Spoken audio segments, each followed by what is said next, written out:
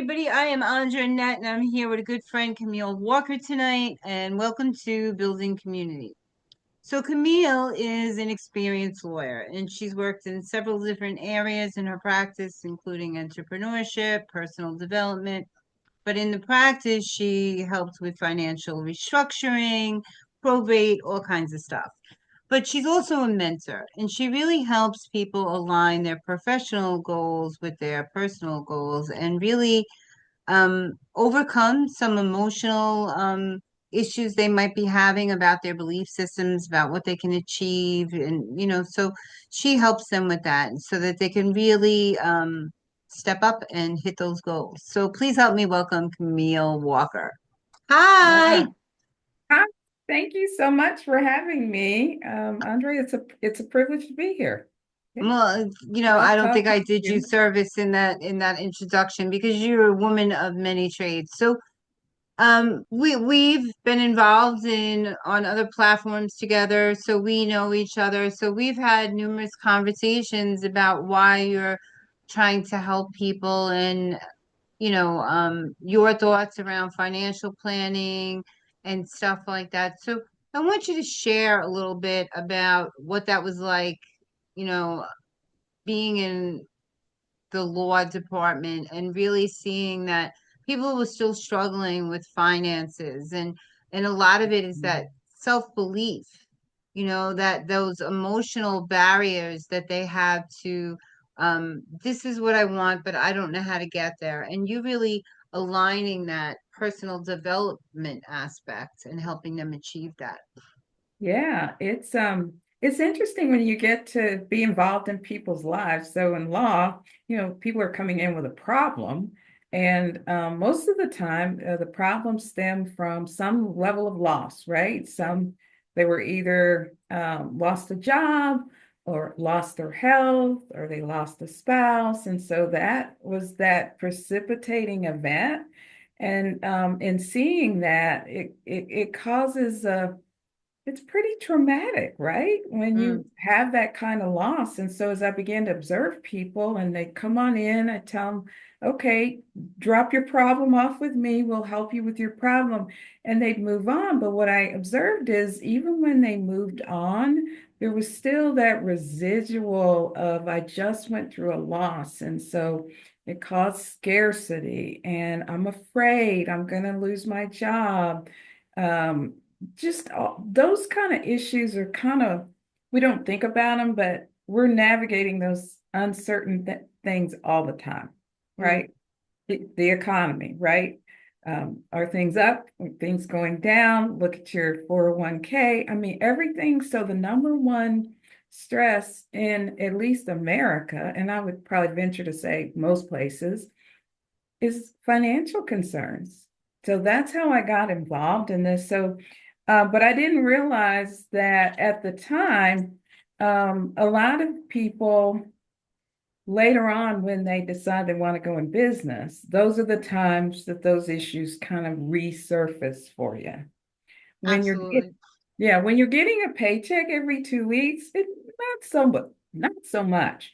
But when you start a business, it's really all about you. It's like you out there in the world and you're sharing what you think is your value, but it's coming from a place that perhaps you don't think about that has happened to you. And that's how I got into the work of discovering that when you're when you're putting yourself out there, there's a part of you subconsciously that's more powerful than consciously what you're doing.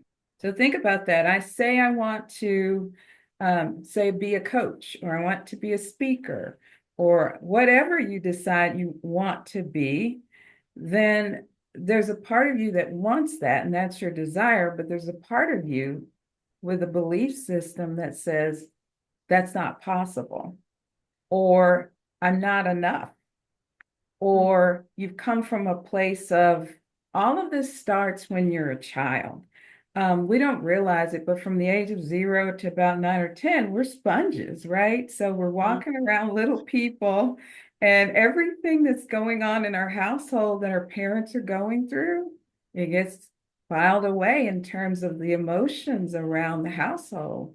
So if you grew up in a household where there's scarcity, or we're afraid we're not going to have enough, or there's loss, or say there's turmoil over money. There's never enough money. So your parents are fighting about money and someone leaves because of money. We develop that relationship so early on. We think when we're adults that that's gone away. Well, it comes with us. It's like a suitcase. I always ask people, what's in your suitcase? So you can look and see, okay, oh, let's open your suitcase. What was it like with mom and dad at home? Was money very comfortable to you? Was there always enough? So for me, um, my parents, both of them are not college educated, and my dad started a business very early in life, but he was in the military when I was younger. And my mother had this great fear all the time about not having enough. And rightfully so, because they didn't pay really well, right? So, but I heard her all the time finding ways to conserve, right? And shopping sales and making sure she evenly bought things and saved enough so that we would always have enough. So you grow up in a certain environment, and that's kind of the start of it. So that scarcity comes with you, that perhaps there's not enough.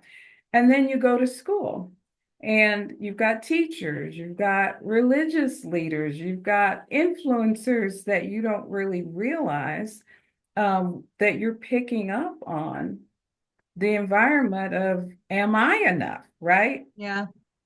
Because you get grades that tell you you're enough or you're not enough, right? Remember those days? I You're an A. just did an article on this very thing. It's ironic that you said that. Just did an article for Brains Magazine on this very thing. Did you? Yep, you are enough. Yep. But you don't feel like enough Yeah. unless you fall in that category. So you're an A enough, a B enough, a C enough, or D, you're not enough. And so that really is the label. So you start putting that in your suitcase, right? And it follows you, and you don't realize it's a stamp that you wear that someone else has given you. So all of this has been given to you. And then you grow up and you have a community of peers, right? And when you're teenagers and you're young adults, you grow up and you still have your baggage, right? So unless you unpack that baggage, eventually you're starting a business now. And you think, oh, I know what I'm doing, right? And if I put a shingle up, everybody's going to come. And then when everybody doesn't come, it's like, what's wrong with me? So that's the next thing, right? It's what's wrong with me? I must not be enough. And then I don't have enough. Those are the simplest ways to kind of start this conversation. And then it continues with, if you have a few events in your life that are not positive, relationship drama, think about it. Everybody. Yeah, you have Everybody's relationship. got it. They do. So we've got it in some way or another. And so you add in events like that, or in the legal profession, what I saw is perhaps you're served with a lawsuit. You got sick, you couldn't pay your bills. A lot of my clients were from corporate backgrounds where they developed, chronic illnesses Mm, that eventually took them out of the workforce. And what happens is medical bills mount, right? And all of a sudden, if you can't work, right, eventually you're going to have financial problems. And so a lot of that drama comes back to haunt you later because you have a fear around money. And that fear is what drives those limitations. So someone tells you, you get your first job, this is what you're worth. Camille, you're worth X amount. And you say, thank you, I'll take that. But when you leave the workforce, there's no one to tell you, here, you're worth this. So you have to decide. And that's where the real fun really begins, because then you're into, am I worthy of what I'm asking for? And what is the number? So am I an A? Am I a B? Am I C? Am I a D? Right? Am I an A student in that I am confident in what I'm doing and I know my value in the world? Or do I feel like I'm still trying to figure it out and so I don't feel worthy of what I'm asking? So what happens is when clients come to me on the consulting side, what they find out is they're stuck. And they know they're stuck because they're not making enough, because they're not charging enough, Mm. because they haven't been able to decide they're really an A student and not a D student. So that's the first symptom. Or if perhaps they do charge and they think, oh, I'm making enough. Now it's time to increase my rates, or now it's time to expand my business. And they have made, say, one figure, say they've made 50,000, and now they're saying, I really want to triple that. Well, there's another block because it's all brain based too. Our brain keeps score, so it knows how much money we've made. And it knows that if we've made 100,000 and we're trying to make 1 million, there's a gap. So it's like a thermostat. Well, there's a different mindset at every level. So you have to grow into that mindset. I mean, if you want $100,000, but you know, that year or that month, then you can't be living in scarcity and worrying about paying your bills because they're not a match. So you do have to align yourself what you expect to bring. So I'm always, always, always, always, always open to receive. Well, good, Right? because that's what you need to be. And I mean, you're learning along the way. Like I'm sure, I mean, when I first started the consulting work, well, you go to law school 3 years, you get a license, you know what you're doing. You come on this side and you're doing mentoring and strategy work and coaching, and you're getting certifications. You don't feel like you're really riding the bike really well until you really get out there and do it a while. So if you're undercharging, it's because you don't feel like you measure up yet, right? That you're probably a C student and not an A student yet. Well, sometimes because I do a lot of, I'm in health. So I have high ticket and I have low ticket. So two clients can get very different packages based on where they are.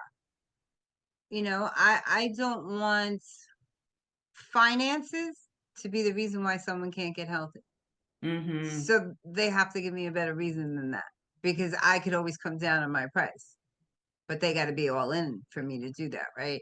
And it's not because I don't understand my worth, but I understand their value too. So, um, so sometimes I'll do pro bono, to help them, and they can give me a referral or something like that. So there are different ways around that, but I do understand what you're saying. If sometimes people charge what they because they don't really know what's out there, and it's very different from being in the field, like if Mm-hmm. someone comes in for a consult, what you charge as a lawyer to Right. then asking for that as a consultant. It's very different, right? I've It's been very doing what I've been different. doing 40 years, so I know my worth, but how do you base that on helping a person? So it really depends on the result that you're promising to give them, the worth of that. So Exactly. if someone wants to be in a body they love, and they're very far away from that right now, and it's going to take a year's work, and you're going to commit a year of your life to them, then it's going to cost more than someone who just needs a quick diet plan, right? So, Exactly. yeah. So it is So results oriented and knowing, but you know that you're an A student, right? And sometimes we do, and sometimes we don't feel it. Have you ever heard of imposter syndrome? yeah, I think yes, and I think that imposter syndrome is very normal. And Mhm. I think people make it out to be a bad thing, but I think that we experience imposter syndrome. My friends and I did a round table on this, and we said we all have it. Sure we Um, do. We do, but I think that anytime you try anything new, there's going to be that certain hesitancy because it is new. Like, the first time you put on a pair of shoes, or or the first time you Hmm. go for a job interview, you've never been out there, you don't know what to expect, and you're like, so it's the same. It's anxiety provoking when something's new for anybody, even It if you're the is. most confident person in the world, right? It So always is, and to this day it is with me. I mean, when I started, I was working with people who were startups, and I felt really comfortable.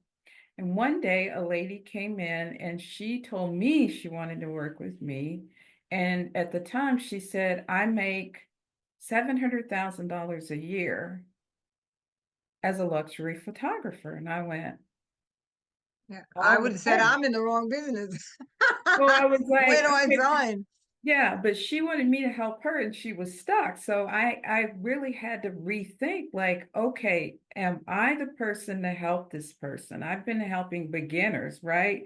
And this person was successful. So that's where the imposter syndrome came from is, okay, I know my stuff, but will my stuff work on this lady? And sure enough, it was the same thing, right? But I It had is to the same thing. realize that I had something that I could help her with, and she knew that. So she was coming to me because she was stuck at that income level and she was ready to go to seven figures. She said, I know I'm stuck. There's something holding me back. So when I went to work on with her, I found out that she grew up very poor. Both she and her husband grew up in a poor community, and her family was in poverty. But her family now, and this is one of the blocks that most people have in this situation, they were always asking her for money.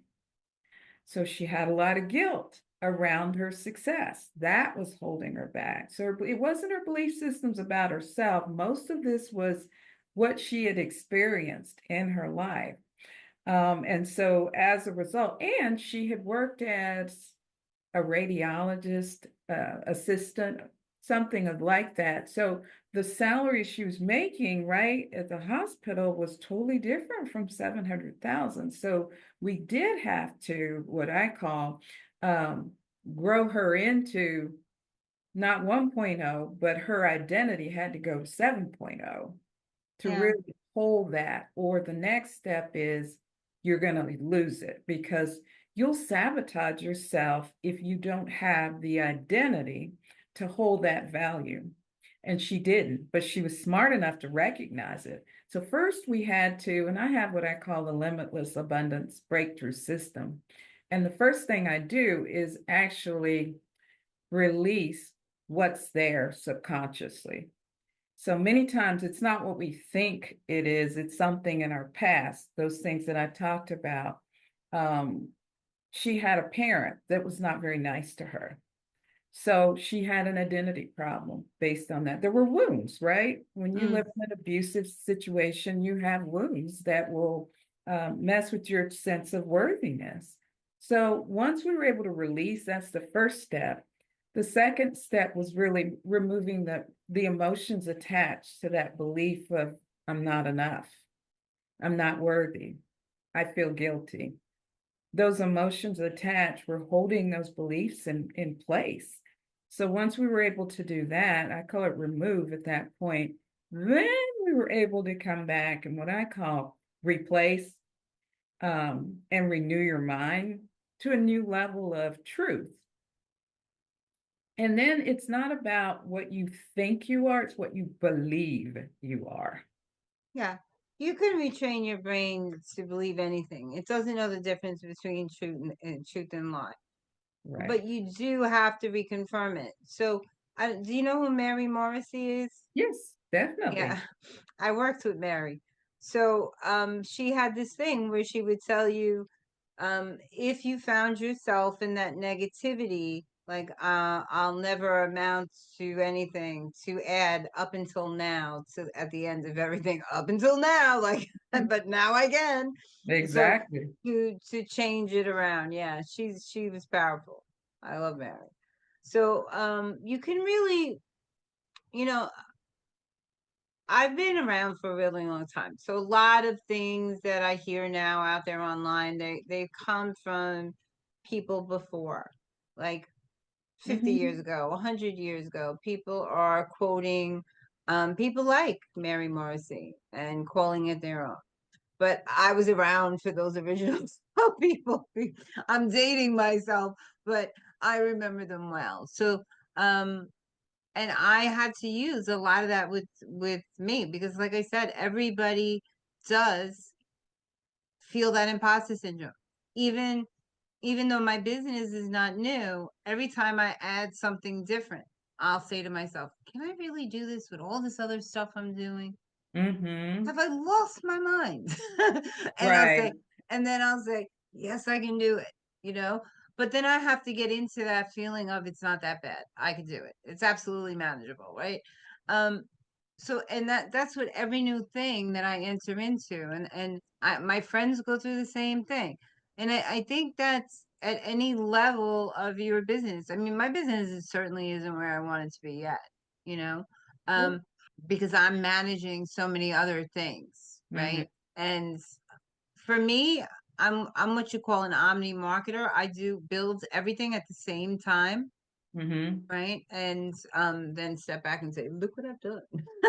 Right. Right. so, so and then I focus on other things. So um But that's the every beauty and level, it's the work and the level of having fun, like up leveling yourself. Like we're limitless, really.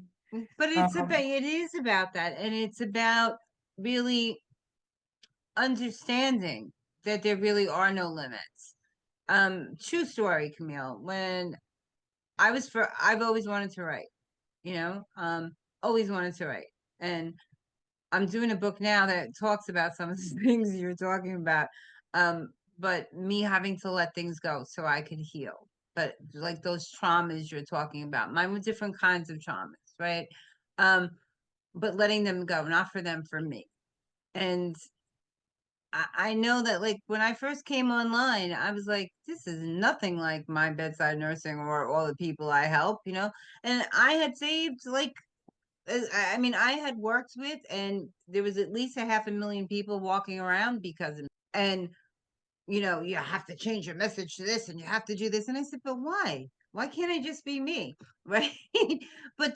but all these voices that like you were talking about, that environment were telling me that wouldn't work. So even though the desire was there, that was in the back of my head. They said it wouldn't work if I was me, and every time I showed up, had a kind of resentment about those voices in my head, and I was very conscious of that. And when I just showed up to help, and be me naturally, it was very easy, you know and then when you see all that stuff, right? So but you do want to up level your game. But true story, someone came to me and asked me to do a book, my first book, Unleash Her. mhm. And I felt like that was a sign from the universe. I know that sounds crazy, but I was just thinking about quitting that day. I said, this is bullshit. I don't want to do this anymore. I don't want to be And out then, here. you know, these people don't even want help, right? All these things went through my head because I came online during COVID and I just started my first group, Ask the Nurse. I just wanted to really help people. And then before you know it, people were asking me, if I had services, and the business happened without me wanting it. And then I felt like, well, I guess I have to do this now, right? But my head wasn't there yet. My head wasn't there yet.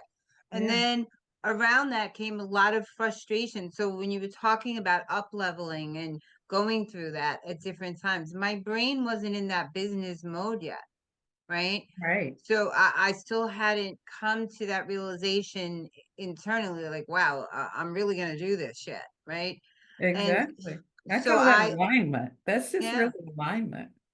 so because I wasn't there, like I struggled with this for a little bit, and then that book, I said, you know what, I'm just gonna quit. These people won't notice me when I'm gone. They won't remember me. I'm just gonna quit. And then they asked me to do this book. I consider myself more spiritual than religious, and I talk to God all the time. And I said to him, I can't believe this is what you want me to do.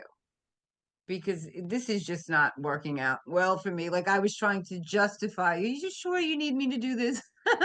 Right. It's And not easy. Yeah, we think, oh, we shouldn't be doing it, when really yeah, that's part of the up leveling. Like you're yeah, never going to just be asked to do something you can do. There yeah, requires no stretching, no growing. yeah, That's why personal growth is so fascinating. We're always growing. And I call it GAT, growing, advancing, and transforming. That's all we're doing our whole life. If we yeah, keep growing, and some people don't, some people sit in the chair and they don't do it. But that's why we're here. And I feel like we have a cheering squad going, good girl.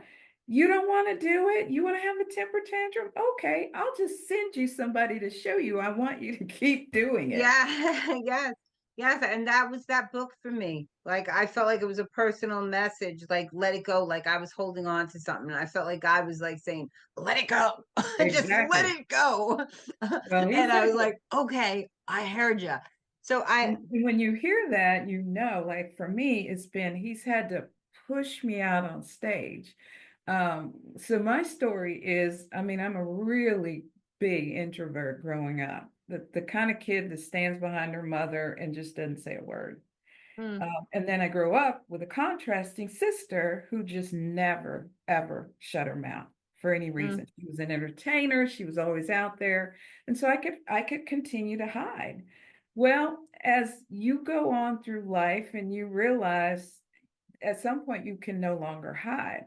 With law, it was easy because I'm an advocate. Don't don't piss me off, right? When I get yeah, upset about something and it's about justice, hey, I'm out there. But transformation, it was like, you mean I have to go speak? And the first time I had to go speak, I thought I was going, I almost lost my lunch. And when I sat down, I was speaking actually to a group of lawyers, and I remember sitting down and I asked the lady next to me, I said, is it warm in here? And she said, no, that's you. I mean, there was a puddle of water.